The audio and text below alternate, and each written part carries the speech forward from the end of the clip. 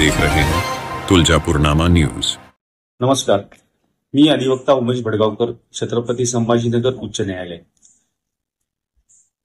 धाराशिव येथे जिल्हाधिकारी यांनी तुळजापूर देवस्थानचे सोनं वितरणासाठी माननीय उच्च न्यायालय संभाजीनगर येथे याचिका दाखल केली होती।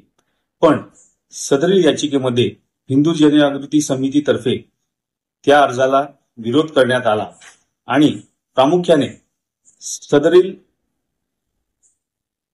विषय हा माननीय सुप्रीम कोर्टामध्ये प्रलंबित असल्या कारणाने हा अर्ज येथे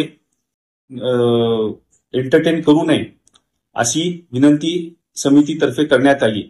त्यामुळे माननीय उच्च न्यायालयाने धाराशिव जिल्हाधिकारी यांनी दाखल केलेला सोनं वितरण्याचा अर्ज हा नामंजूर केला।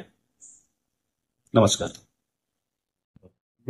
नमस्कार, मी सुरेश मधुसूदन कुलकर्णी, अधिवक्ता, मुंबई उच्च न्यायालय, छत्रपती संभाजीनगर। तुळजापूर देवस्थानात 1991 पासून ते 2009 पर्यंत विश्वस्त, सरकार नियुक्त प्रतिनिधी, राजकारणी, पुढारी, ठेकेदार या सर्वांनी मिळून 8 करोड रुपयाचा भ्रष्टाचार केला होता।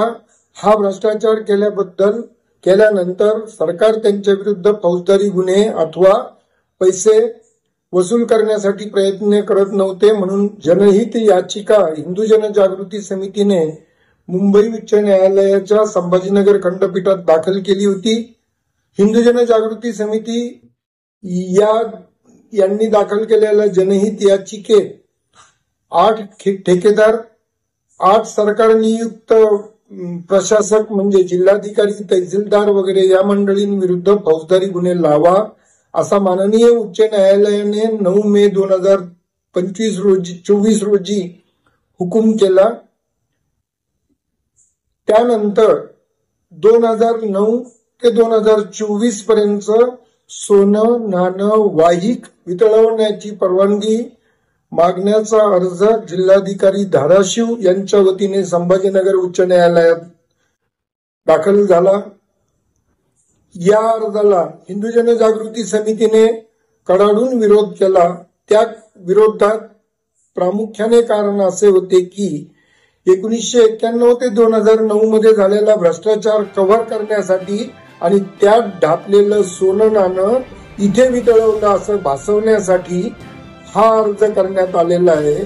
जेव्हा की यांच्या विरुद्ध फौजदारी गुन्हे लावा असं माननीय उच्च न्यायालयाने सांगितलं, त्या हुकमाला सर्वोच्च न्यायालयात आव्हानित करण्यात आलेलं आहे व सध्याला माननीय सर्वोच्च न्यायालयात महाराष्ट्र शासन आणि फौजदारी गुन्हे केले त्या व्यक्तींची SLP प्रलंबित आहे, म्हणून माननीय उच्च न्यायालय संभाजीनगर खंडपीठांनी यांचा अर्ज नामंजूर करावा असे प्रतिपादन अधिवक्ता श्री उमेश भडगावकर आणि अधिवक्ता सुरेश कुलकर्णी यांच्या वतीने करण्यात आला। आज या अर्जाची सुनावणी माननीय उच्च न्यायालय न्यायमूर्ती माननीय मंगेश पाटील, माननीय शैलेश ब्रह्मे या द्विसदस्यीय खंडपीठासमोर होऊन सरकार त्याचबरोबर जिल्हाधिकारी धाराशिव यांनी सोनं वितळवण्याची विनंती करणारा अर्ज नामंजूर झाला। नमस्कार, कृतज्ञता।